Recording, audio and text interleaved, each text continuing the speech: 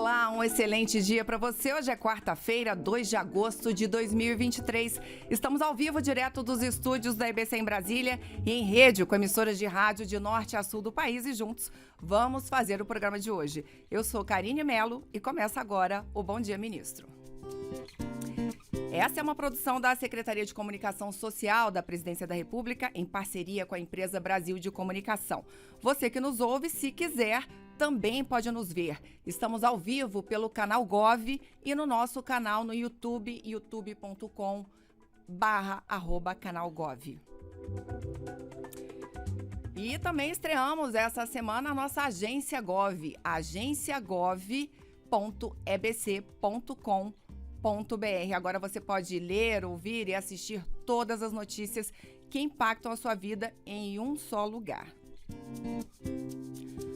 E o nosso entrevistado de hoje é advogado, mestre em economia e doutor em filosofia pela Universidade de São Paulo, a USP. Fernando Haddad tem 60 anos, foi analista de investimento e consultor econômico da Fundação Instituto de Pesquisas Econômicas, a FIP. Foi subsecretário de Finanças da Prefeitura de São Paulo na gestão da prefeita Marta Suplicy e assessor especial do planejamento no primeiro ano do governo Lula. Em 2004, assumiu a Secretaria Executiva do Ministério da Educação, do qual passou a ser ministro entre 2005 e 2012. Foi eleito prefeito de São Paulo de 2013 a 2016. Sua gestão à frente da Prefeitura de São Paulo foi uma das mais premiadas internacionalmente da história da cidade. Haddad é autor de 6 livros, sendo o mais recente publicado em 2022. E desde janeiro é ele quem comanda o Ministério da Fazenda. Prazer em recebê-lo aqui. Bom dia, ministro. Bom dia, Karine. Satisfação estar com vocês. O prazer é todo nosso. Vamos começar, temos muitos assuntos hoje, ministro. Vamos começar falando de desenrola? Vamos desenrolar, então?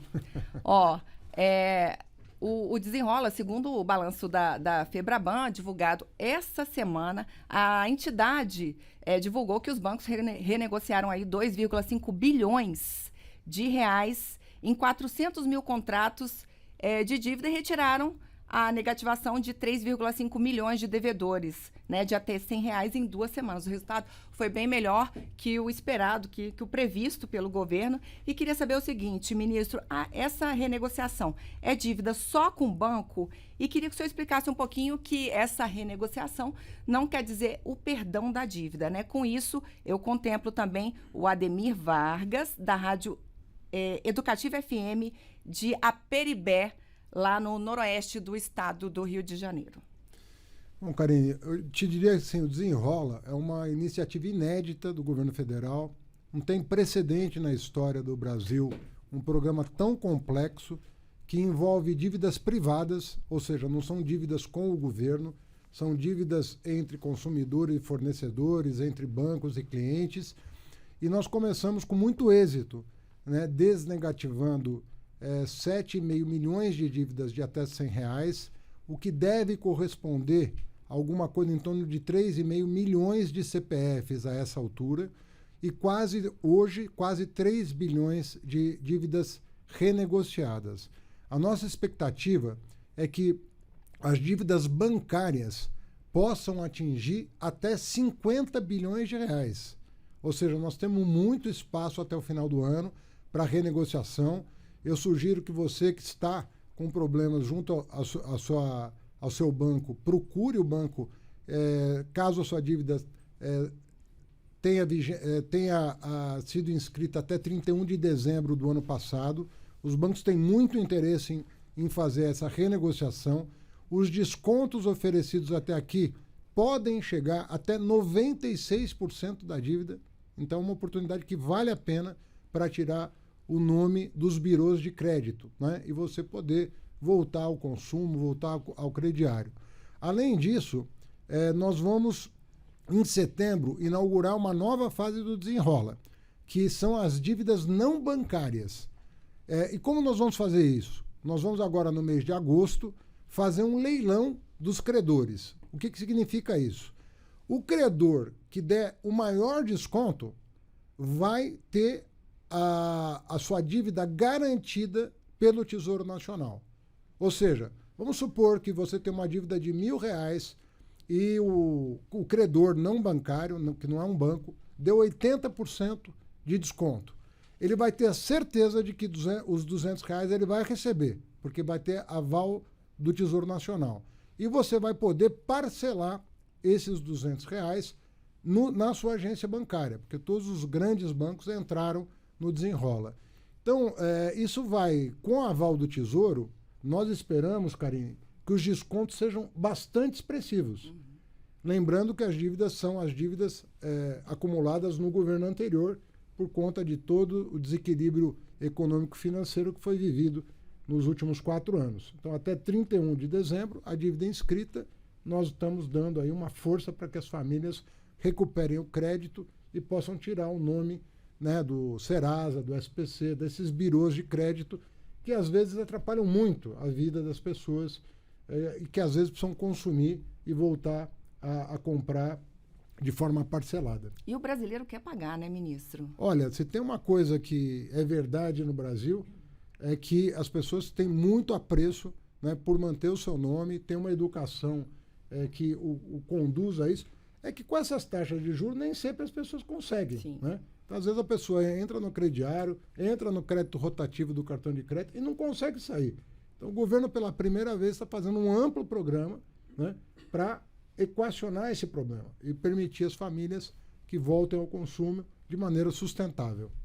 Nós já vamos falar de juros, temos muito a dizer, mas eu já vou começar o nosso giro pelo país, indo lá para sua região, para São Paulo. Vamos a Santo André. Quem está comigo agora é a Rádio ABC e quem faz a pergunta agora é o meu colega Ricardo Leite. Bom dia para você, Ricardo. Muito bom dia, Karine. Prazer enorme estar participando deste momento, dessa conversa. Bom dia ao ministro Haddad. E dentro desta questão do Desenrola, uma pergunta que a gente tem sido cobrado aqui na rádio, né? O pessoal ouviu falar sobre a questão dos R$ 100 de dívida até um primeiro momento. E o pessoal já começa a cobrar, ministro. E as pessoas que estão devendo 200, 500 ou até R$ 1.000, vai haver uma tabela escalonada para isso? Vai demorar muito para que essas pessoas também sejam contempladas, ministro? Bom dia, Ricardo. Conforme eu acabo de anunciar, né, essa etapa de agosto são as dívidas bancárias que estão recebendo a primeira atenção e as dívidas até R$ 100 que vão ser excluídas dos birôs de crédito. A partir de setembro, entram as dívidas não bancárias. Mas aí nós vamos exigir do credor um desconto para ter o seu crédito garantido pelo Tesouro Nacional. Não faz sentido nenhum o Tesouro Nacional dar um aval e uma garantia de 100% de recebimento pelo credor, se nós, em contrapartida, não exigirmos do credor um grande desconto que vai beneficiar o devedor. Então, o que nós queremos é usar a força do Estado para beneficiar a parte mais frágil dessa relação. Então, você pode aguardar que em setembro a segunda fase do Desenrola vai estar em operação plena com as dívidas não bancárias. Lembrando que o credor tem que aderir ao Desenrola, porque se ele não estiver disposto a dar o desconto, eu não tenho por que oferecer o aval do Tesouro. Então o credor precisa ter também sensibilidade, né, e interesse em participar do programa, como os bancos tiveram interesse em participar do programa. Maravilha. Esse é o Bom Dia Ministro, que recebe hoje o ministro da Fazenda, Fernando Haddad. Você pode nos acompanhar pelo nosso canal no YouTube, youtube.com/canalgov. Vamos a mais uma pergunta, ministro. Vamos aqui para o ladinho. Vamos para a Rádio Nacional de Brasília, que está em rede com a Rádio da Amazônia. Quem está comigo é o nosso querido Walter Lima. Bom dia para você, Walter. Olá, Karine. Muito bom dia também para você. Também conosco, Rádio Nacional Brasília, Rádio Nacional da Amazônia, como você muito bem citou, a Rádio Nacional do Alto Solimões e também a Rádio Universitária de Roraima. Senhor ministro, também muito bom dia. A minha pergunta é a seguinte, ministro: dentro da proposta do projeto Novo Ciclo da Cooperação Federativa, quais benefícios que poderão proporcionar aos estados e municípios, uma vez que essa iniciativa do governo federal busca solucionar eventuais intervenções sobre a autonomia dos entes federados, ministro? Bom dia, Walter. Obrigado pela pergunta. Olha, uma das coisas que realmente foi muito prejudicada no período anterior foi a relação com governadores e prefeitos do país. O governo federal praticamente ele destruiu um canal de comunicação importante com governadores e prefeitos. Isso acabou prejudicando muitos estados. Alguns estados quebraram, né? Vários estados do país quebraram efetivamente, sobretudo porque a União se apropriou de recursos dos estados e dos municípios, como aconteceu durante as eleições do ano passado. E nós começamos o ano fazendo um acordo para devolver para os estados e municípios aquilo que foi surrupiado durante o processo eleitoral. Em março, nós anunciamos um acordo de 27 bilhões de reais de devolução para estados e municípios que haviam sido prejudicados o ano passado. E agora nós demos um passo além. Nós desburocratizamos a relação de estados e municípios com o Tesouro Nacional e repactuamos o rating dos estados, ou seja, permitindo que estados que estão na direção correta de manter as suas finanças em ordem, um espaço maior para investimento. Sobretudo porque muitos estados vão precisar desse espaço para cumprir as metas que serão anunciadas pelo presidente Lula a semana que vem em relação ao PAC, ao novo PAC, que vai ser um PAC verde, um PAC sustentável. Nós estamos prevendo 240 bilhões de investimentos em 4 anos e nós precisamos destravar o investimento público com responsabilidade fiscal no âmbito do novo marco fiscal que vai ser aprovado nas próximas semanas pela Câmara em caráter terminativo, e isso repactua as relações federativas de maneira que o presidente da República, governadores e prefeitos se tornam parceiros uns dos outros para que a gente alcance o objetivo de gerar emprego e renda, de terminar as obras, mais de 14 mil obras paradas que estão sendo retomadas, muitas escolas, creches, postos de saúde e até hospitais, para não falar de toda a infraestrutura do país que ficou muito prejudicada por falta de investimento. Então nós sim estamos repactuando com governadores e prefeitos um novo ciclo de desenvolvimento sustentável no país. Obrigada, ministro Haddad. Passamos já por São Paulo, passamos pela Amazônia e agora vamos ao Ceará. Vamos lá para a Band News FM, Rádio Jangadeiro. Quem está comigo pelo telefone é o Yuri Costa. Bom dia para você, Yuri. Oi, Karine, muito bom dia. Na verdade, Carla Moura aqui, agradecer a participação. Muito bom dia também ao ministro Haddad. Voltar a tocar no assunto aqui do Desenrola Brasil, porque a gente sabe que o programa pensa, claro, ministro, em retirar milhares de famílias do endividamento, né? Isso é um problema antigo do Brasil e de diferentes camadas sociais, o programa traz isso. Mas como é que o governo pretende estimular a redução desse problema, né? Como estimular o comportamento do consumidor para que ele não volte a ficar endividado? Yuri, bom dia. Carla, é a Carla, ministro. Ah, Carla, que me mandaram me mandaram um papel errado. Carla, desculpa. O que nós estamos planejando é o seguinte. Primeiro é o seguinte, nós temos que sanar o estoque de dívidas que foi herdado de 2022. Nós estamos falando de 72 milhões de CPFs negativados até 31 de dezembro de 2022. Eu quero crer que nunca houve na história do país um legado tão ruim do ponto de vista de crédito. Então, o Desenrola tem um primeiro objetivo, que é resolver esse passado. Agora, nós estamos fazendo muitas iniciativas no sentido de alavancar o crédito barato para o futuro. Então, por exemplo, nós reduzimos o juro do crédito consignado. Foi uma das primeiras providências, né, que o Ministério do Trabalho e da Previdência tomaram para reduzir o crédito, que é praticamente garantido, né? Aquele crédito em folha de aposentados, de servidores públicos. Servidor público, a bem dizer, ainda não, é a próxima etapa.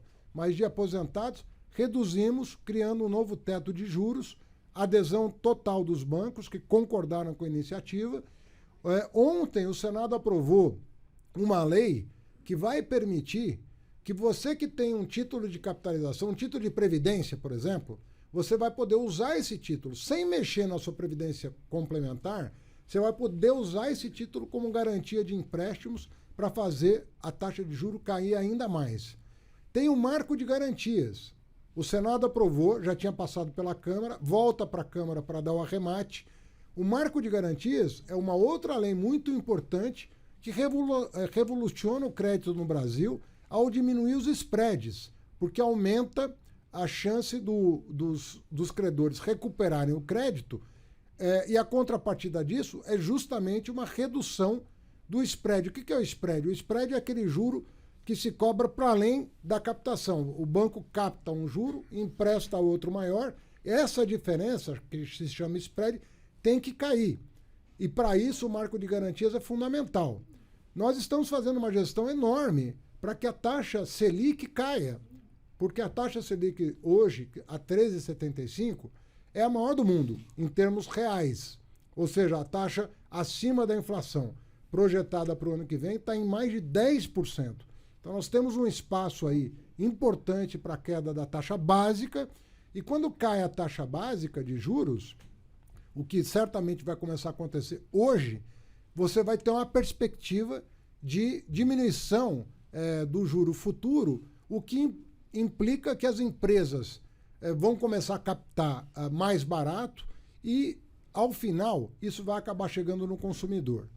Além disso, o Desenrola tem um módulo de educação financeira, justamente para que as famílias possam também compreender bem como funciona esse sistema de crédito para não cair nessas armadilhas. Muitas vezes você cai dentro de uma armadilha e não sai mais, justamente porque os juros compostos vão aumentando muito e você acaba não saindo.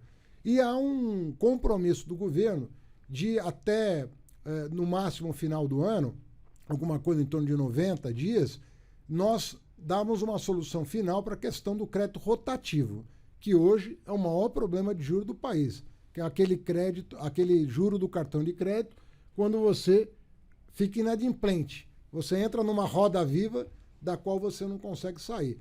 Hoje, o varejo, o governo e os bancos estão sentados numa mesa com compromisso de resolver de uma vez por todas esse problema, que é um problema grave para as famílias brasileiras.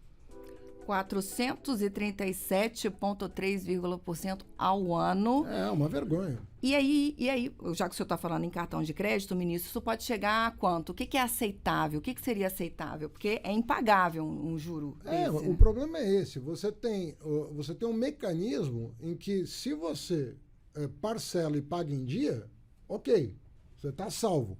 Mas se você tiver uma ocorrência qualquer que e a gente está cheio de imprevistos na vida. Acontece um imprevisto, você não consegue pagar a parcela do cartão, você cai nesse juro absurdo. E aí como é que a pessoa vai sair pagando 400% ao ano? Então não tem razoabilidade. Então nós vamos tomar providências e, conforme eu disse, tem um grupo de trabalho, porque nós temos que envolver também o lojista, porque o lojista é parte do complexo do cartão de crédito, né?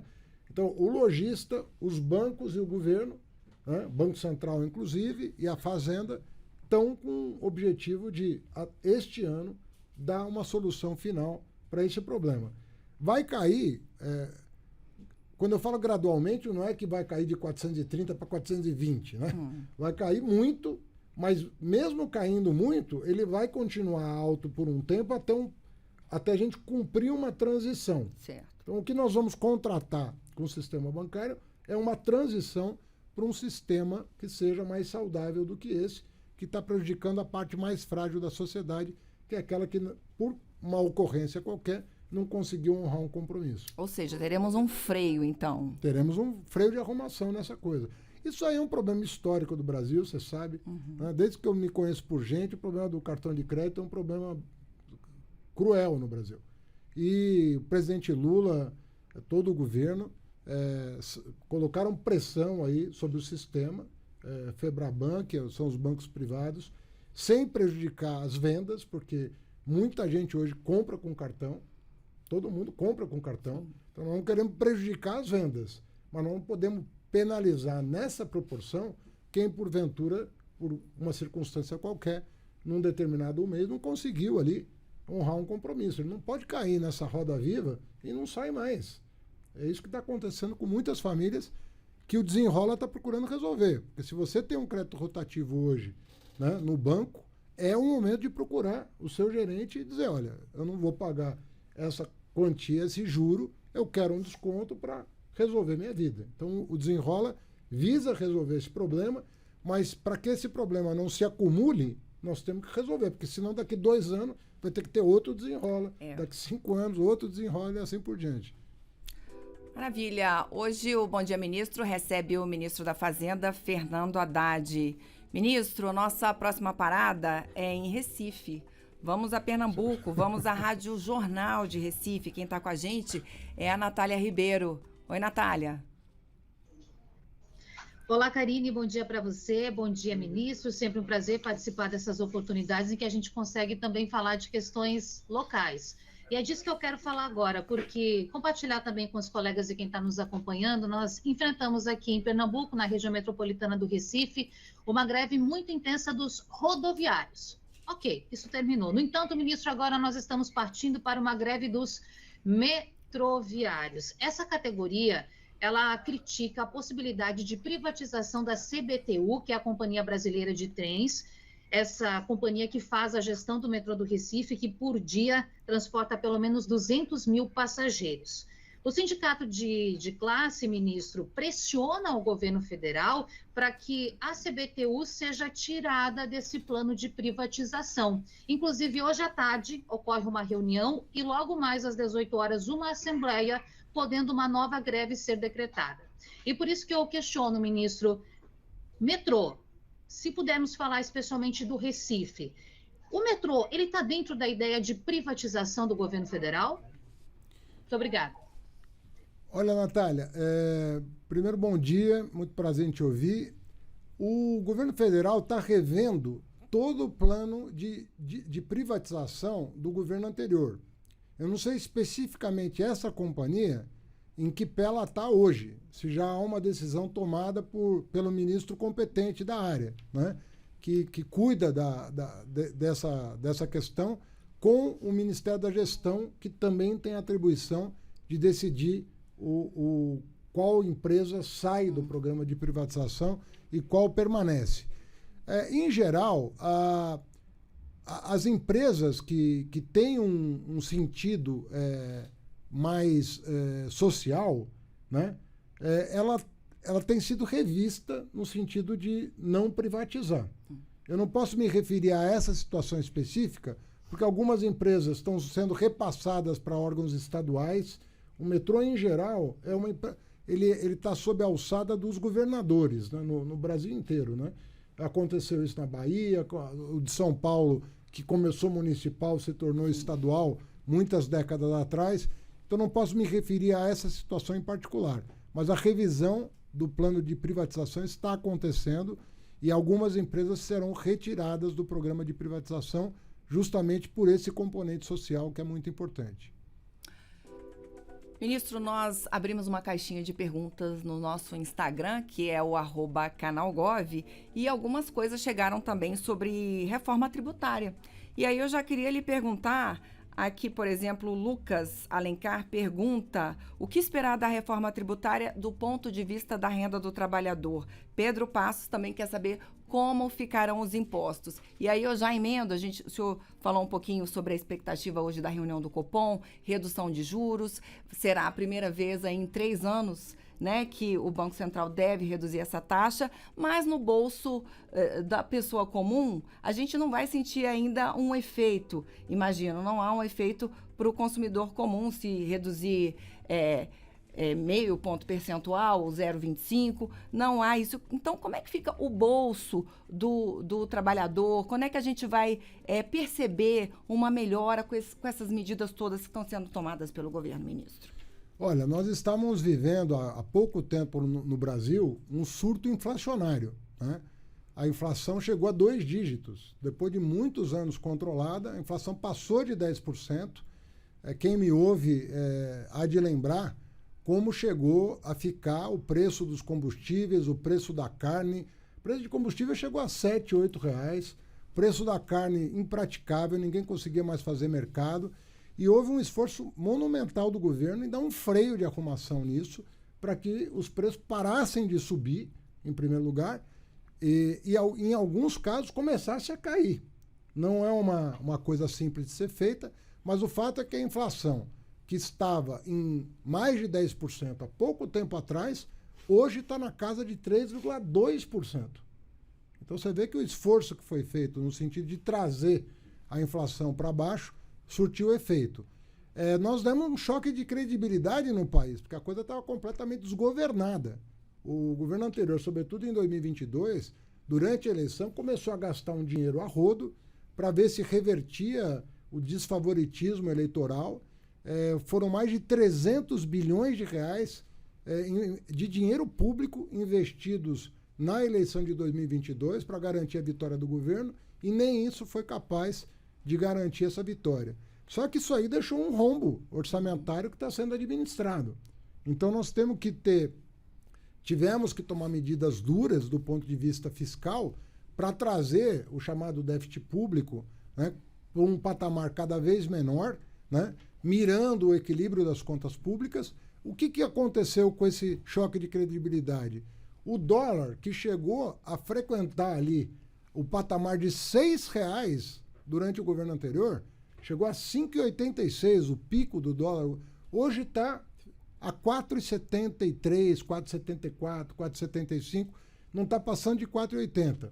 Isso deu uma vantagem muito grande para o Brasil, porque quando você traz o câmbio para uma normalidade, né, ele está completamente fora da normalidade, você traz o câmbio para um patamar normal, você tem impacto sobre o preço. Só para você ter uma ideia, o IGPM, que regula os aluguéis no Brasil, a maioria dos aluguéis, ele está tendo deflação no Brasil esse ano, e uma deflação forte. Vai fechar o ano com taxas negativas. Então, tudo isso permite melhorar um pouco a condição. Agora, nós agora estamos num dia meio decisivo, porque tem gente do mercado, não estou falando de política, não, estou falando de mercado. Os políticos provavelmente gostariam de uma redução como aconteceu no Chile. O Chile cortou 1 ponto percentual, ou seja, 100 pontos básicos, o juro lá, agora, semana passada. Então não estou falando de política, estou falando de mercado. Tem gente no mercado apostando 75 pontos, de 0,75. Ninguém espera a manutenção da taxa. Ninguém. Não existe um economista, pelo menos com reputação, que possa defender a manutenção da taxa. E eu penso que o mercado, né, pelas entregas que foram feitas, e quando eu falo de entrega, eu não estou falando só do governo. Eu sempre faço questão de frisar o trabalho que o Supremo Tribunal Federal, Superior Tribunal de Justiça, Câmara dos Deputados, Senado Federal estão fazendo para arrumar a bagunça herdada. Está todo mundo trabalhando na mesma direção para arrumar a casa, e ao arrumar a casa e tendo esses benefícios, queda da inflação, queda do dólar, né? Tudo isso aponta numa direção técnica de um corte mais consistente. Então, hoje o mercado está pendendo mais para meio do que para qualquer outro número, lembrando que tem gente do mercado, gente que está lá operando fundos bilionários, apostando inclusive num corte de 75 pontos. Ou seja, eu penso que as perspectivas são muito boas, não é por outra razão que não seja o retorno para a sociedade do esforço que a por meio de seus representantes já fez nos primeiros 6 meses desse ano. Imagina a quantidade de leis que foram aprovadas nos primeiros 6 meses, que fizeram com que nada menos do que 4 agências de rating, aquelas que dão nota para um país do ponto de vista econômico, revisassem a sua nota apenas no primeiro semestre, sendo que uma delas chegou a mudar a nota do Brasil, aproximando o Brasil daquilo que é almejado pelo país, que é ter grau de investimento. E nós temos toda a condição, com a parceria com o Banco Central, a partir de agora, da gente ter um horizonte de reformas no segundo semestre, orçamento, revisão de isenções fiscais, desonerações fiscais para uma camada de 0,1% da população, revisão disso tudo, dos benefícios que não tem retorno social, para ter um orçamento equilibrado ano que vem e projetar um crescimento sustentável, do ponto de vista social, do ponto de vista fiscal e também do ponto de vista ambiental. Essas três coisas têm que andar juntas para o Brasil voltar a figurar como um polo de atração de investimentos no mundo. O senhor está falando em investimentos, a gente estava falando da taxa básica de juros, que no bolso do cidadão comum, por enquanto, não muda muita coisa, mas para os investimentos é muito importante. O Brasil, com isso, a expectativa é essa, né, ministro, de atrair mais investimentos, e isso aí a economia Karine, muda. O que acontece quando a taxa começa a cair é que todo mundo começa a olhar para a trajetória dela no tempo. Então, um investidor, ele vai olhar assim, bom, eu vou tomar uma decisão de investimento agora. Ele não olha para a taxa de hoje, ele olha para a taxa ao longo do processo de maturação desse investimento. Ele faz a conta e começa a verificar que talvez não seja tão vantajoso manter o dinheiro guardado, que talvez se ele expandir as suas operações, contratar, expandir suas instalações, que ele vai ganhar mais no futuro, porque vai ter mais mercado, vai ter mais crédito, e isso acaba chegando no consumidor, por vários canais de comunicação. Inclusive porque o investimento aumentando, você aumenta a renda, você diminui o desemprego, você começa a ter um ciclo virtuoso, né? Do mesmo jeito que a gente saiu de um ciclo vicioso, em que as pessoas ficaram muito comprometidas, você tem que abrir o horizonte de um círculo virtuoso no país.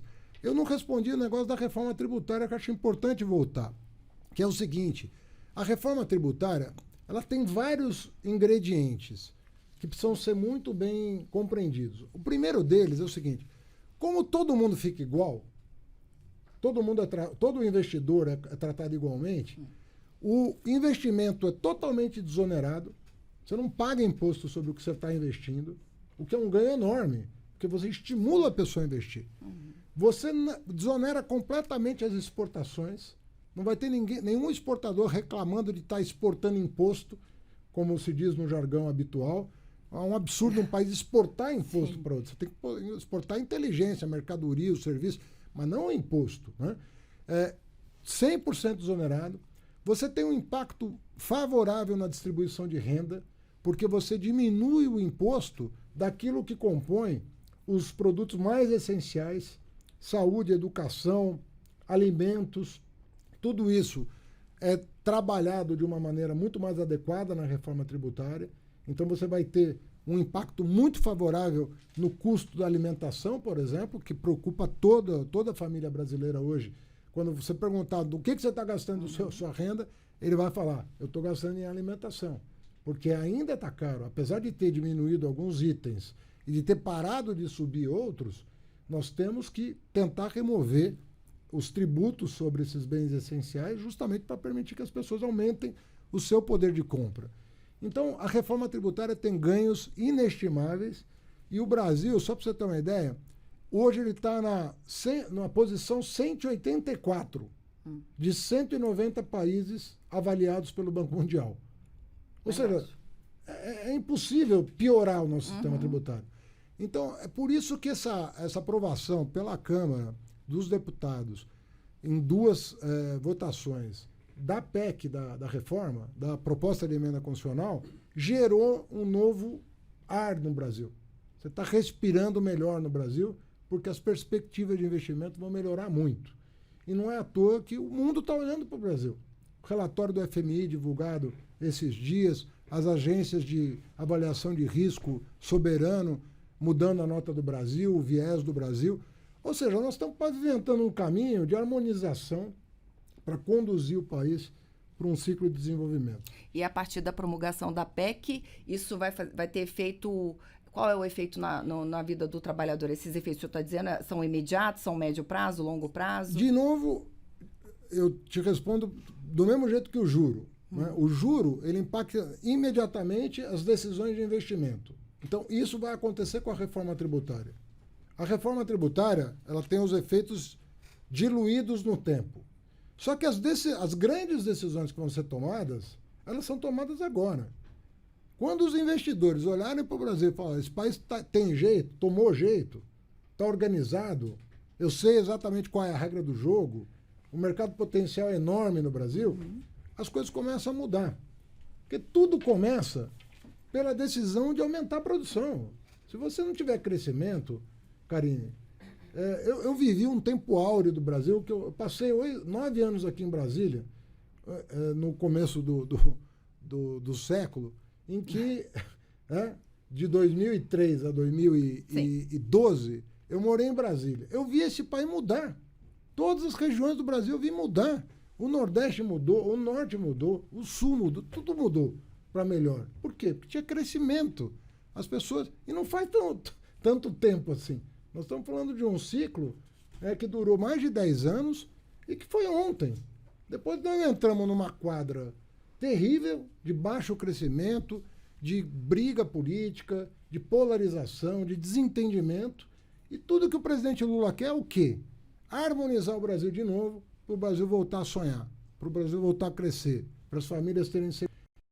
E eu penso que o presidente Lula é a pessoa indicada para isso. Já fez uma vez, tem toda a condição de fazer de novo. Tá aí, esse é o Bom Dia Ministro, hoje recebendo o ministro da Fazenda, Fernando Haddad. Eu lembro a você que se você quiser baixar esse programa a qualquer momento, acesse redenacionalderradio.ebc.com.br. Aproveito aqui, ministro, para mandar um oi, um abração para o pessoal lá da Rádio UBS FM, em Itaberaba, na Bahia. Eles estão ao vivo com a gente aqui no Bom Dia Ministro. Obrigado, gente. E vamos agora ao Pará, ministro. Vamos a Belém, vamos lá com o pessoal da Rádio Liberal. Quem está comigo é o meu colega Mataus Pauchis. Oi, Mataus. Oi, Karine, bom dia, ministro. Voltando ao programa Desenrola Brasil, a gente vive num país que, apesar de muita gente já ter acesso à internet móvel, inclusive, mas em alguns países a situação não é, podemos dizer assim, tão boa para acessar o próprio programa Desenrola Brasil, que é muito baseado nas plataformas digitais, né? Nos sites, nos aplicativos. O que o governo federal pensa em fazer para chegar nessa população que não tem um acesso de fato ali o tempo todo à internet, a plataformas digitais, em locais, por exemplo, em que até para acessar agências bancárias normais é muito difícil, em outros pontos precisa de agência barco, por exemplo, nas ilhas, algumas ilhas da região amazônica. O que o governo federal pensa em fazer, planeja em fazer para chegar nessa parte da população que não é muito acostumada até a usar internet? Olha, nessa etapa, a nossa tarefa está facilitada porque o contato está sendo feito diretamente pelo banco. O banco está fazendo chamamento para que os seus clientes possam renegociar suas dívidas. Na etapa de setembro, ela vai ficar mais complexa a situação, porque vai envolver credores não bancários. E aí nós estamos montando uma central de atendimento por todos os canais conhecidos para que a pessoa possa se comunicar com o programa e saber qual é o procedimento. O site é muito amigável, né? Nós verificamos o site, ele é muito amigável, mas nós sabemos que nem todo mundo, né, consegue mexer no site. Às vezes a pessoa tem mais idade, tem menos familiaridade e vai ter dificuldade em mexer. Então nós vamos ter uma central que vai, inclusive, acompanhar, né, o cidadão na sua navegação para que ele possa chegar ao resultado almejado, né? É eletrônico, a questão é eletrônica, mas ele vai ter um acompanhamento feito pelo próprio programa. Vai ter uma central de atendimento para que ele possa, por meio telefônico, por WhatsApp ou por qualquer outra forma, fazer o acompanhamento, uma espécie de tutorial mesmo, né? Para que ele possa concluir o processo de renegociação e tenha o seu nome retirado desses birôs de crédito. Tá certo. Ministro, o tempo tá voando aqui, hein? Temos ainda 4 rádios. E então vamos, sem demora, vamos a Montes Claros, vamos a Minas Gerais. Quem está com a gente é o pessoal da Rádio Educadora 102 FM. E quem faz a pergunta é o Benedito Said. Bom dia, Benedito. Bom dia a vocês aí. Bom dia, ministro. Bom dia. Tá bom, Benedito? A gente entende que é importante demais a questão dos juros vinculados também ao desenvolvimento e à empregabilidade. O problema mais sério que a gente está percebendo é essa questão da empregabilidade. Como que o desenvolvimento, não só a questão do desenrola, mas a questão dos juros e, ao mesmo tempo, investimento para combater o déficit público, o déficit também social e econômico, para gerar essa visão de empregabilidade no universo que o Brasil, a dimensão que está e as diferenças sociais e econômicas que também existem. Esse vínculo da empregabilidade é que fala alto, né? Delfim Neto falava que a parte do corpo humano mais importante é o bolso, né? Então, se o bolso estiver funcionando direitinho, com certeza o resto do corpo vai estar aquela maravilha. E aí o papel do ministro da Fazenda, tem muita experiência, muito know-how, é fundamental nessa negociação. Olha, Benedito, eu estou muito animado com as perspectivas do Brasil em virtude da situação global hoje, que coloca o Brasil numa posição de destaque de 2 pontos de vista. Primeiro, do ponto de vista geopolítico. Você sabe que a Ásia está com problemas, as tensões estão aumentando na Ásia, guerra comercial com a China, Europa em guerra, um país importante, né, que foi invadido, que está causando todo um problema econômico, social, humanitário. É uma guerra que não interessa a ninguém. O presidente Lula fazendo gestão no sentido, com outros líderes políticos, para que aquilo tenha um fim o quanto antes. E o Brasil está num ambiente geopolítico com um desafio global do ponto de vista ambiental que nos coloca numa situação de destaque. Por quê? Porque o Brasil tem uma matriz energética 3 vezes mais limpa do que o resto do mundo. A nossa matriz é muito limpa. O avanço da energia eólica, energia solar, dos biocombustíveis, as perspectivas do hidrogênio verde, do diesel verde, no Brasil são extremamente importantes. O Brasil pode se tornar uma potência energética limpa, né? O que pode atrair muitos investidores que queiram produzir no Brasil produtos verdes, produtos que tenham baixa emissão de carbono no seu ciclo de produção. O Brasil é dos poucos países do mundo que tem condição de oferecer esse tipo de energia para que o produto seja certificado como um produto verde.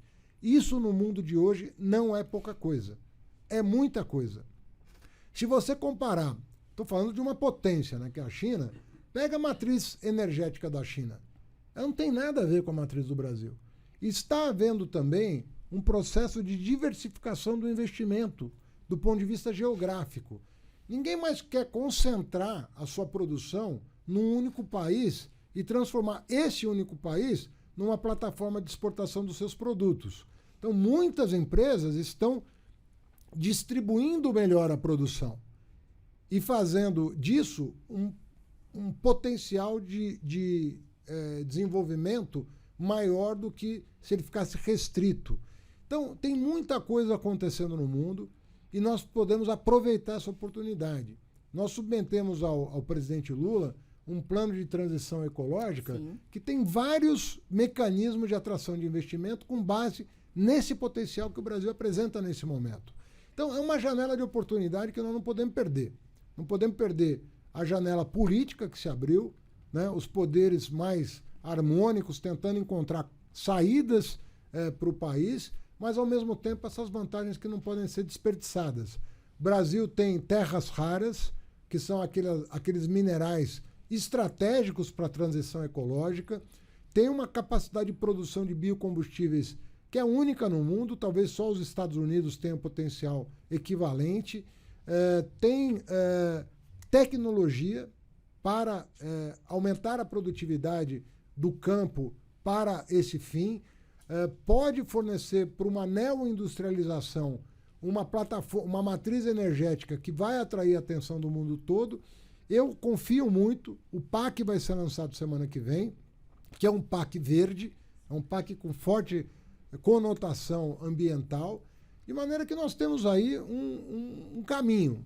E se nós soubermos aproveitar, nós vamos ter um ciclo de crescimento muito diferente dos últimos 10 anos, em que o Brasil não cresceu e muita gente perdeu a esperança de ver esse país oferecer oportunidade para cada uma das suas famílias. E nós temos essa oportunidade recuperada agora. Então, é uma questão de endereçar os temas relevantes, contar com esse esforço que o Congresso está fazendo. O Judiciário também está se somando a esse esforço e eu penso que nós podemos engrenar um processo interessante no Brasil. Estou com 2 rádios esperando a gente, ministro, mas já que o senhor está falando nisso, quero que o senhor dê uma palavrinha, já que o senhor está falando isso, a gente vai ter a cúpula agora lá no Pará. No Pará. Né? Nos próximos dias, a cúpula da Amazônia. E aí queria que o senhor falasse também um pouquinho da estreia do Brasil na emissão de títulos sustentáveis, Sim. que está previsto para agora, né? Queria que o senhor falasse um pouquinho disso. Parece que a captação pode chegar aí a 5 bilhões de reais, de dólares, perdão.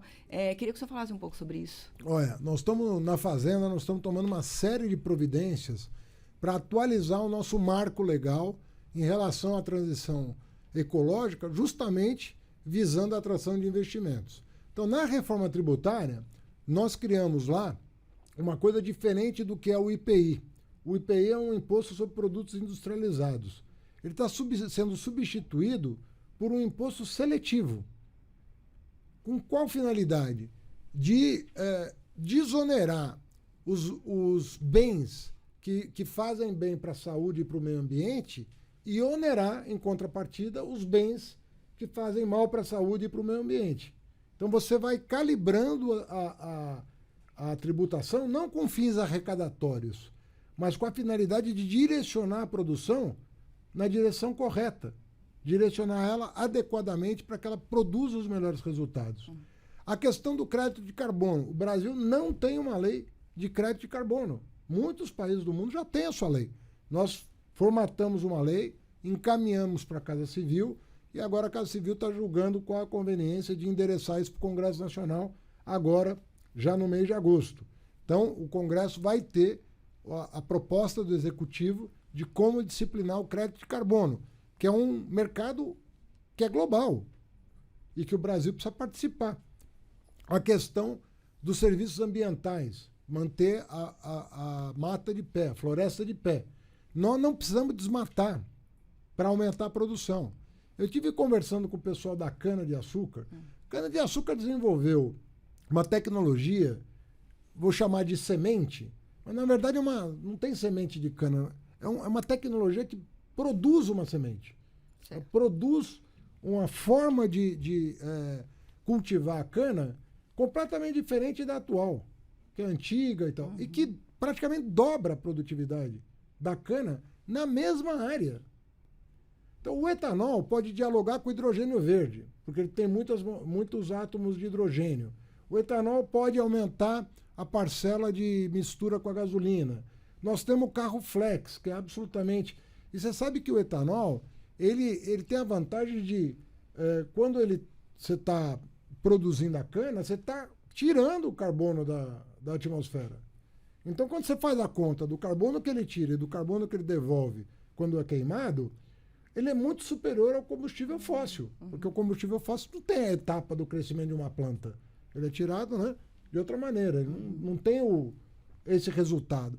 Então nós temos aí, agora tem uma tecnologia desenvolvida pela Petrobras que combina o refino do diesel fóssil e orgânico ao mesmo tempo.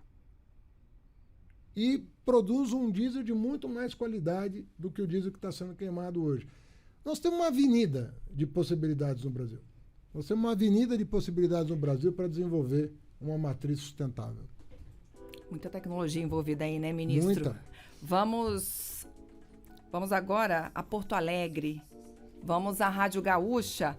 Quem está com a gente lá na Gaúcha é o Rodrigo Lopes. Bom dia para você, Rodrigo. Bom dia, Karine. Bom dia ao ministro, aos nossos colegas aqui. Obrigado pela gentileza do convite. Ministro, o perfil da diretoria do Copom é bastante conservador e, apesar do corpo técnico muito qualificado, como o senhor já destacou em algumas entrevistas, mas a gente conhece as críticas, né, que o governo vem fazendo ao Banco Central desde o início do mandato, e hoje, de fato, é um dia muito, muito importante. O senhor pensa que há espaço para rediscutir a autonomia do Banco Central no futuro, algo que, inclusive, o presidente Lula já, em alguns momentos, manifestou o desejo? Olha, Rodrigo, na verdade, o presidente Lula sempre manifestou, durante o processo eleitoral, ele sempre deixou claro que ele ia conviver com as instituições que ele recebesse de legado. Então, tem lá um Congresso eleito, tem um Senado eleito, tem as agências todas com mandato, e ele sempre é uma pessoa que sempre defendeu as instituições e nunca pretendeu ofender a prerrogativas estabelecidas em lei. Isso não o impede de discutir taxa de juro. Uma coisa é você dizer, não, tem lá uma diretoria, outra coisa é você concordar ou não com um determinado procedimento, né? Porque, às vezes, as pessoas pensam assim, existe o político e o técnico, então vamos ser técnico. Mas isso é uma meia-verdade, porque, na verdade, tecnicamente falando, você pode discutir. Não é porque você está discutindo que você não está sendo técnico. Eu, quando me manifesto sobre taxa de juros, procuro ser o mais técnico possível. Eu procuro me basear nas informações que eu recebo das secretarias do Ministério da Fazenda, que tem funcionários tão qualificados quanto os do Banco Central. Eles não são menos do que... e nem mais. É gente de muita responsabilidade. Eu tenho técnicos do Banco Central trabalhando na Fazenda. A Simone Tebet tem técnicos do Banco Central trabalhando no planejamento. O secretário executivo da Simone Tebet é funcionário de carreira do Banco Central. Então, nós temos que parar um pouco com essa visão de que não é possível discutir tecnicamente. Nós estamos falando de uma ciência, quer dizer, não estamos falando de física, nós estamos falando de economia. Então você tem uma situação em que a discussão é possível, com base em indicadores. E a análise, muitas vezes, difere de técnico para o outro. Você está olhando o mesmo quadro, e o analista desse quadro pode ter uma opinião divergente. Isso não... É porque há uma mania de falar que quem diverge de você é político. E não é assim que acontece. Tanto é verdade que, muitas vezes, as decisões do próprio Copom não são unânimes. O que significa isso? Que alguém foi político, o outro foi técnico? Não. Significa que, dentro da boa técnica, você discute perspectivas diferentes. Senão ninguém pedia a segunda opinião para um médico, né? Por que você pede segunda opinião para um médico? Para ter certeza que a primeira opinião é válida. Isso também é possível na economia. Você abrir um pouco o debate técnico para verificar qual é a melhor possibilidade para a economia brasileira. E se não fosse assim, você não estaria tendo essas posições de mercado hoje. Hoje você tem gente no mercado, né, confiando numa queda de 50 pontos, ou 0,5%, confiando numa queda de 25%, ou confiando numa queda de 75%. Então, essas pessoas estão sendo técnicas. Elas estão, inclusive, movimentando um volume de recursos delas próprias e de terceiros que as impede, inclusive, de fazer apostas irresponsáveis. Elas estão fazendo um balizamento do que foi entregue. Eu repito aqui uma coisa que é importante. Enquanto essa taxa de juros ficou em 13,75, né, vai fazer um ano aí, vai pagar a velhinha, né, de aniversário, de 13,75, o mundo mudou muito. O Brasil mudou. O Congresso trabalhou. O Judiciário trabalhou. Ele tem muita coisa. As agências de risco trabalharam. O FMI trabalhou, olhando para a economia brasileira. Aconteceu muita coisa boa nesse primeiro semestre. Então, a pessoa agora está discutindo assim, o que nós vamos colher desse investimento que foi feito no primeiro semestre? Tecnicamente, a pessoa pode falar, vamos colher 0,5 ponto, porque tem espaço para isso. Vai ser bom para o Brasil. Essa pessoa está sendo política, está sendo técnica, Não faz muito sentido essa discussão. Nós estamos falando de técnica aqui, nós não estamos falando de outra coisa. A Fazenda não discute outra coisa. A Fazenda tem milhares de técnicos trabalhando. O Banco Central, técnicos trabalhando. Então nós vamos discutir tecnicamente para ver o que é melhor para o Brasil, né? E não para A, B ou C. Não estamos discutindo aqui o interesse particular de quem quer que seja. Nós estamos discutindo aqui o interesse nacional, né? E eu penso que nós deveríamos valorizar o que foi feito na prática. Foi feito um grande esforço prático de botar ordem em muita coisa. E isso, a gente tem que colher os benefícios disso para todo mundo, não é para o governo. A sociedade é que vai ser beneficiada por isso. E eu estou falando de técnica, não estou falando de outra coisa. Eu sempre trato com o presidente do Banco Central, com diretores do Banco Central, tecnicamente. Os debates, quando nós nos encontramos, é sempre técnico. Ninguém aqui fica discutindo outra coisa que não seja o bem-estar da população, o melhor caminho, a melhor trajetória dos indicadores econômicos. Então, eu estou sendo muito enfático nisso, porque dá a impressão que um lado é técnico, o outro não. E eu acho que é um demérito para os técnicos da Fazenda, que passaram por concurso, que estudaram, que tem PhD, que tem tudo que um técnico tem, são pessoas da melhor qualidade. É natural que haja uma discussão. Isso faz parte do dia a dia, né, da vida econômica do país. Discutir tecnicamente em busca da melhor solução, da melhor trajetória para o país. Ministro, vamos mudar um pouquinho de assunto. Estou com as orelhas doendo, porque as redes estão bombando, querendo saber de concurso público. Não é a sua área especificamente, mas, ministro, temos que responder. Temos aqui Letícia Vasconcelos, Ricardo Barbosa, Luan Braga, Aniele Luiz, Mariana Niedo, Matheus de Alencar, Nath, Ana, Glaucio, todo mundo querendo saber da Receita Federal, sobre convocação de aprovados, sobre novos concursos. O que o senhor pode dizer? Olha, esse é um assunto do Ministério de Gestão, mas eu tenho visto o noticiário, né, e as decisões da ministra Esther de liberação, né, das primeiras contratações. Até o Banco Central recebeu lá uma liberação para começar as contratações, né?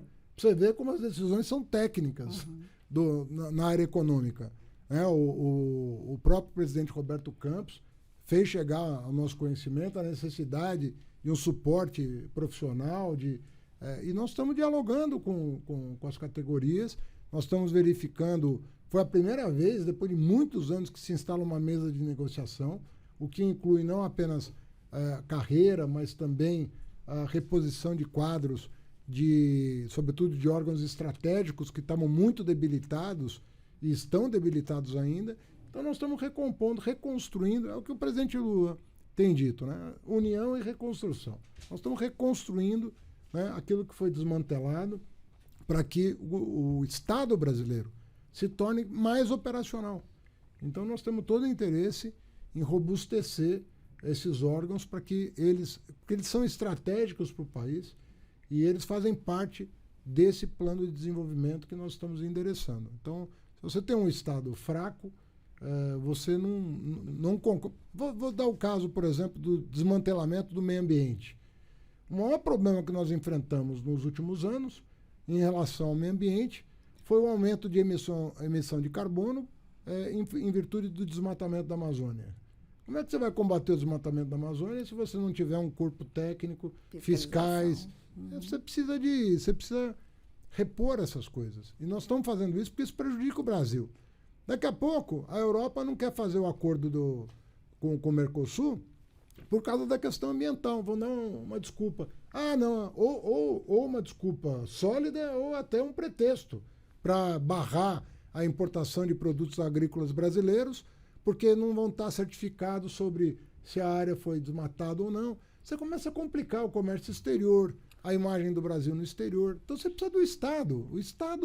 O Estado que funciona, ele funciona a favor da sociedade para que a gente obtenha os melhores resultados entre os nossos parceiros internacionais, no nosso comércio exterior, na integração regional. Então, nós temos que sair desse debate, sabe, em que dá a impressão que no mundo inteiro, Estado e mercado dialogam em busca do melhor resultado.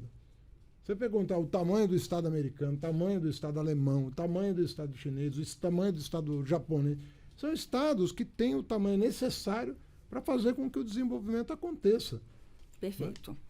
Então, calma que vai chamar, né, ministro? Esse é o recado. Vamos, ministro, agora a nossa última participação de rádio. Vamos a Londrina, no Paraná. Quem está com a gente é a Rádio Paiquerê 91,7 FM. Lino Ramos esperou bastante. Bom dia para você, meu amigo.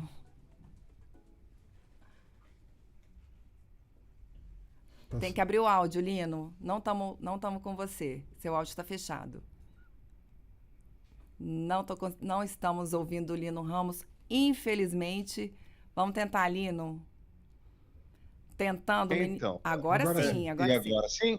Ah, legal. Bom dia, Karine. Bom dia, ministro. Bom, a gente esperou mais informações importantes aí, por exemplo, a questão da queda dos juros, né, do rotativo no cartão, algo que acho que todo mundo espera. Mas, ministro, eu quero falar de reforma tributária.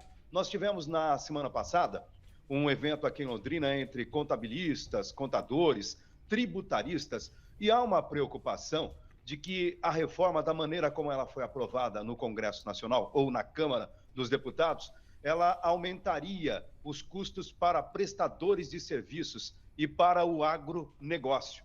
Há algum fundo de verdade nisso? O que é possível dizer a estes setores importantes da economia? Não, na verdade, no caso do agronegócio, a reforma foi aprovada com a participação da Frente Parlamentar. A Frente Parlamentar votou em peso na reforma tributária, depois de um acordo que foi feito, inclusive, na Câmara, mas sob o patrocínio também do Ministério da Área Econômica do governo federal. Então, você não teria tido os votos que você teve na Câmara se o agronegócio fosse contra. Então, a gente pega lá a votação, você vai ver que o Brasil... Agora, outra coisa que falam, assim, o pessoal... nós não estamos mexendo com simples. Nós não estamos mexendo com simples. A maior parte dos serviços prestados no Brasil, os serviços, né, eles estão num regime especial, chamado simples ou super simples.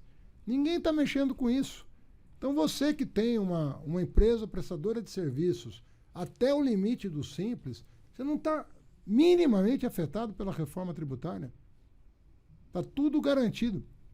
No caso de saúde e educação, mesmo se você não tiver no super simples, você tem uma alíquota diferenciada.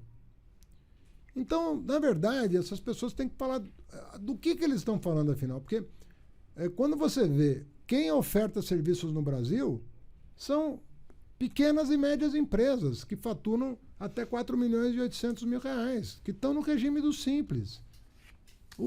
A reforma tributária não mexe com o simples. Eu fico vendo, às vezes, na internet, essa coisa de fake news é muito ruim. Sabe, que vai confundindo a opinião pública.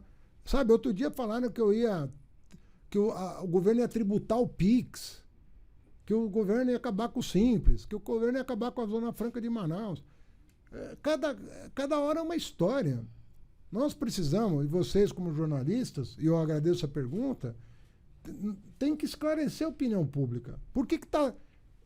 nós tivemos quase 400 votos. Imagina você conseguir obter 400 votos, quase 400 votos, numa reforma tributária que está há 30 anos aguardando aprovação.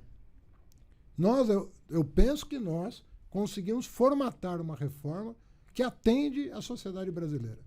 Por isso que ela está sendo tão comemorada. E o agro votou em peso.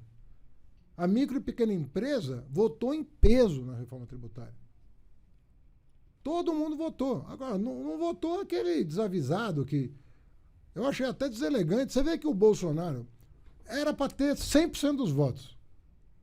Não teve 100% porque o Bolsonaro, desavisado, falou, não, tem que ser contra a reforma tributária. Depois o próprio Valdemar da Costa Neto, que é o presidente do partido do Bolsonaro, falou para todo mundo ouvir. Ele errou, nós vamos nos reposicionar no Senado. Então não sou eu que estou dizendo. É o presidente do PL que está dizendo que o mito errou. E errou rude. Essa que é a verdade.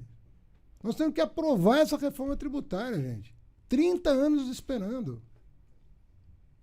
Ministro, estamos estouradíssimos, mas valeu a pena.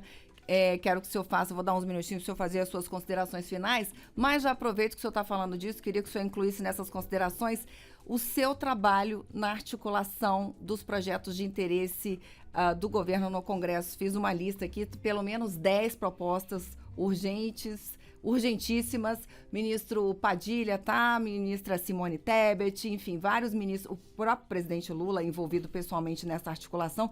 Queria saber do seu esforço também, porque eu sei que o senhor está muito conversando com o presidente da Câmara, presidente do Senado.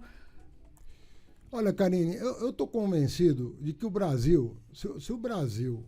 Não tem campeonato ganho, não existe isso. Nós temos um desafio grande pela frente, nós temos muito trabalho pela frente, mas nós começamos bem. Nós não podemos nos valer desse bom começo que tivemos para perder o ímpeto de continuar perseverando na direção correta. Não podemos perder esse ímpeto. Nos entendemos, como a política, é natural você ter um estresse, um desentendimento, mas nada disso colocou em risco os resultados, até aqui. E o que eu estou defendendo, vou colocar todo o esforço da Fazenda nisso.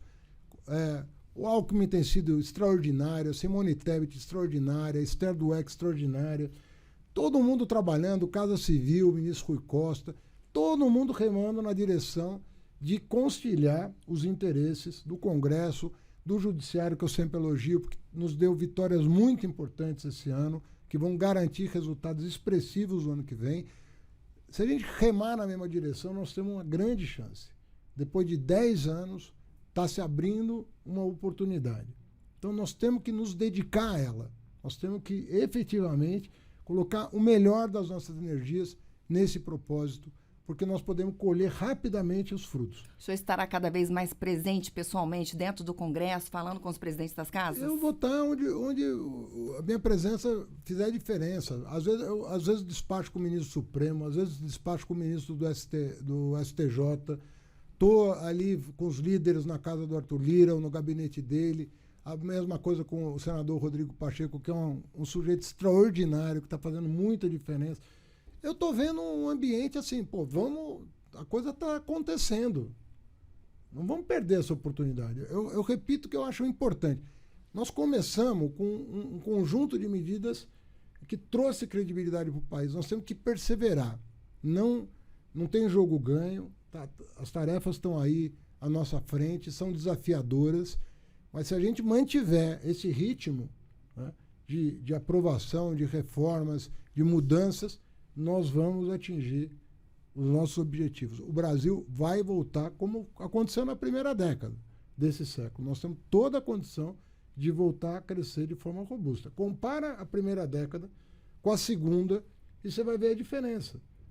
Nós temos que escolher uma das duas. Né? Eu vi esse país ser feliz. Eu quero voltar a ver esse país brilhar e atrair as atenções do mundo. Ministro Haddad, encha a sua sacolinha de novidades, volte aqui sempre que quiser, sempre que puder. Agradeço aos meus colegas todos que participaram dessa entrevista e já fica o convite para a próxima quarta-feira, a partir das 8 da manhã. Estaremos aqui de novo em edição inédita do Bom Dia Ministro. Hoje, nos trabalhos técnicos, tivemos Reinaldo dos Santos. Um beijo para todo mundo e até uma próxima.